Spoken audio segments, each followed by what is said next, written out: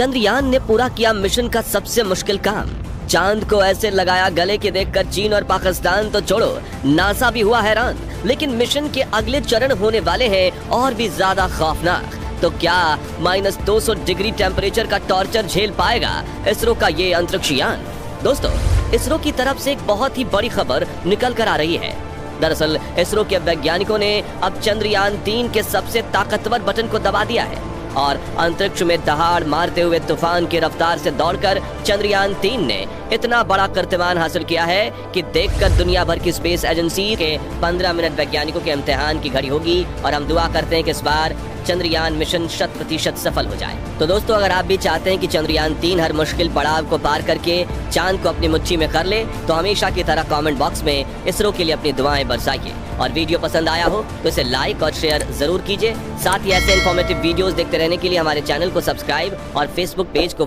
हैरान है, लेकिन अपनी इस उपलब्धि की खुशी मनाने के बजाय इसरो के वैज्ञानिक और ज्यादा टेंशन में आ चुके हैं, क्योंकि ये मिशन जैसे जैसे आगे बढ़ रहा है वैसे वैसे बाहुबली चंद्रयान की राह में नए नए संकट उभर कर सामने आ रहे हैं। तो आखिर चंद्रयान ने अपने मिशन के किस पड़ाव पर कामयाबी हासिल की है और इस मून मिशन से जुड़े कौन से संकट हैं जिनके बारे में सुनकर दुनिया भर के वैज्ञानिकों के बीच हड़कंप मच गया है? जानने के लिए वीडियो को अंत तक जरूर देखिए।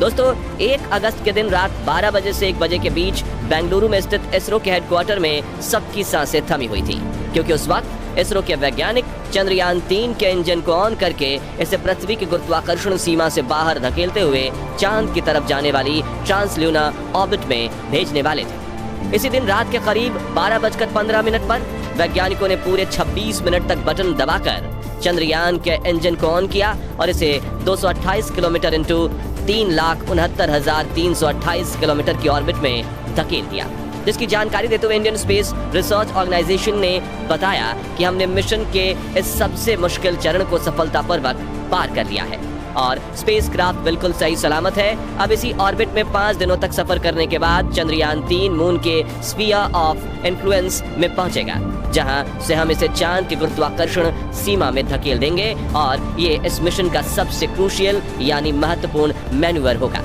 ऐसा इसलिए क्योंकि अगर तय की हुई जगह पर चंद्रयान 3 सही तरीके से चांद की कक्षा में एंटर नहीं हुआ तो ये चांद का बड़ा चक्कर लगाते हुए धरती की कक्षा में वापस आ जाएगा और इसका ईंधन भी खत्म हो जाएगा, जिससे ये मिशन वहीं का वहीं फेल हो सकता है। लेकिन अब इसरो की तरफ से एक ऐसी खुशखबरी निकल कर आ रही है जिसे सुनकर नासा और चीन दंग रह गए हैं। जी हाँ दोस्तों, इसरो ने चंद्रयान 3 मिशन के इस मुश्किल पड़ाव यानी लूनर ऑर्बिट इंसर्शन की प्रक्रिया को सफलतापूर्वक पूरा कर लिया है और अब हमारे चंद्रयान ने बड़े ही गर्व के साथ चांद की कक्षा में एंट्री ले ली है। ल्यूनर ऑर्बिटर इंसर्शन की इस प्रक्रिया को करने के लिए इसरो ने सबसे पहले सीधा चांद की तरफ 40,400 किलोमीटर की रफ्तार से बढ़ रहे चंद्रयान 3 को अपने मिशन पॉइंट पर पहुंचने से ठीक पहले धीरे धीरे धीमा किया था। अब आप सोच रहे होंगे कि चंद्रयान 3 किसी सड़क पर तो नहीं चल रहा जो इसमें ब्रेक लगा पाएंगे, तो आखिर इसरो ने इसकी रफ्तार को कैसे कम किया? तो बता दें कि किसी स्पेसक्राफ्ट के रफ्तार को बढ़ाने या घटाने के लिए इसमें लगे इंजन का ही इस्तेमाल किया जाता है।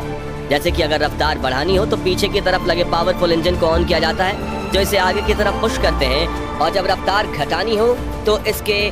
आगे लगे हुए इंजन की गति के विरुद्ध दिशा में लगे डिबूस्टर्स को फायर किया जाता है, जो विपरीत दिशा में फोर्स लगाते हैं और स्पेसक्राफ्ट की गति कम हो जाती है। इस प्रक्रिया को डिबूस्टिंग कहा जाता है, जिसके जरिए इसरो ने चंद्रयान 3 की रफ्तार 10.3 किलोमीटर प्रति सेकंड से घटाकर 1 से 2.38 किलोमीटर प्रति सेकंड के बीच कर दी। जिसके बाद आता है इस मिशन का अगला पड़ाव, जिसमें चंद्रयान 3 को पूरा 180 डिग्री घुमाकर इसे चांद की कक्षा में धकेला जाना था, जिसके लिए मून ऑर्बिट के पेरिलियन पॉइंट को चुना गया था। अब आप कहेंगे कि ये पेरिलियन पॉइंट क्या है, तो ध्यान से सुनिएगा। पेरिलियन पॉइंट चांद की कक्षा का वो पॉइंट है जहां स्पेसक्राफ्ट और चांद की सतह का डिस्टेंस सबसे कम होता है। वहीं एपोलियन चांद की ऑर्बिट का वो पॉइंट है जहां से सतह का डिस्टेंस काफी ज्यादा होता है। आसान शब्दों में चंद्रयान 3 की अंडाकार कक्षा का सबसे नजदीकी पॉइंट यानी पेरिलियन और सबसे दूर वाला पॉइंट यानी एपोलियन। तो अब चंद्रयान 3 की रफ्तार भी कम हो चुकी थी और ये अपनी तय की गई जगह यानी पेरिलियन पॉइंट के पास भी पहुंच चुका था। तभी इसरो के वैज्ञानिकों ने असली बटन दबाया और इसके इंजन को ऑन करके इसे घुमाते हुए ऐसा धक्का दिया कि ये चांद की कक्षा की तरफ बढ़ने लगा और सही रफ्तार एवं एंगल होने की वजह से चांद के गुरुत्वाकर्षण ने इसे पकड़ लिया और अपनी कक्षा में स्थापित कर दिया। अब इस मिशन के अगले चरण की बात करें तो चंद्रयान 3 अगले 13 दिनों तक इसी तरह चांद की कक्षा में कुल 5 चक्कर लगाएगा और इसरो के वैज्ञानिक समय समय पर इसके इंजन को ऑन करके इसकी कक्षा को घटाते रहेंगे। इसरो के प्री डिजाइन प्लान के मुताबिक 6 अगस्त के दिन चंद्रयान 3 का इंजन ऑन करके इसे चांद की दूसरी कक्षा में और 9 अगस्त के दिन ये चांद की तीसरी कक्षा में प्रवेश करेगा। फिर 14 अगस्त के दिन वैज्ञानिक इसके इंजन को ऑन करके इसे चांद की चौथी कक्षा में डालेंगे, जिसके 2 दिन बाद 16 अगस्त के दिन इसे चांद की 5वीं और आखिरी यानी कि 100 × 100 किलोमीटर की कक्षा में डाला जाएगा और यहीं पर चंद्रयान 3 प्रपल्शन मॉड्यूल का सफर खत्म हो जाएगा। जी हाँ, आपने सही सुना, क्योंकि इसी कक्षा में गोल गोल घूमने के दौरान चंद्रयान 3 के प्रपल्शन मॉड्यूल और लैंडर मॉड्यूलर एक दूसरे से अलग हो जाएंगे और यहाँ से विक्रम लैंडर को अपने मिशन के आखिरी और सबसे मुश्किल पड़ाव के लिए अकेले आगे बढ़ना होगा, जिसके लिए 20 अगस्त के दिन इसे चांद की 100 किलोमीटर × 30 किलोमीटर की कक्षा में धकेल दिया जाएगा, जहां घूमते हुए ये अपनी लैंडिंग साइट का दौरा करेगा और धीरे धीरे डीबूस्टर इंजन की मदद से अपनी रफ्तार को कम करेगा और फिर 23 अगस्त के दिन ये चांद की सतह पर नीचे जाने के लिए रवाना होगा और शाम 5:47 पर ये चांद पर कदम रखेगा। लेकिन दोस्तों, यहाँ हम आपको जितनी आसानी से ये प्रोसेस समझा रहे हैं, असल में ये उतनी आसान बिल्कुल भी नहीं है, बल्कि मिशन के हर पड़ाव को पार करने की प्रक्रिया में इसरो के वैज्ञानिकों के तो पसीने छूट जाते हैं और लैंडिंग के आखिरी 15 मिनट तो इतने ज्यादा खौफनाक होने वाले हैं कि उनके बारे में सुनकर आपका भी गला सूख जाएगा। तो जैसा कि आप जानते हैं कि आज से 4 साल पहले हुआ चंद्रयान 2 मिशन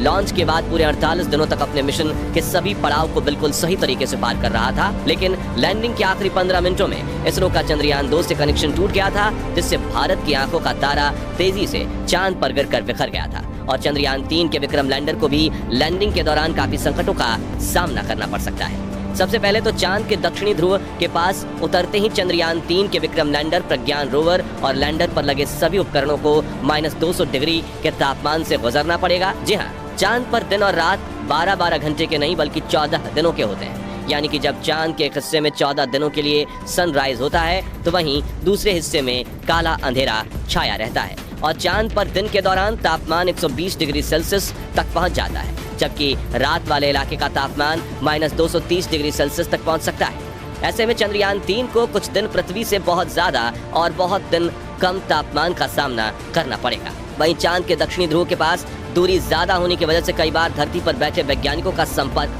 टूट जाता है। इस वजह से पिछली बार वैज्ञानिक चंद्रयान 2 को संभालने में नाकामयाब हुए थे और वो क्रैश लैंड कर गया था, लेकिन इस बार वैज्ञानिकों ने इसे आर्टिफिशियल इंटेलिजेंस के साथ 9 एडवांस सेंसर शामिल कर बनाया है, जो इसे खुद निर्णय लेने के लिए डेटा और क्षमता देंगे। लेकिन फिर भी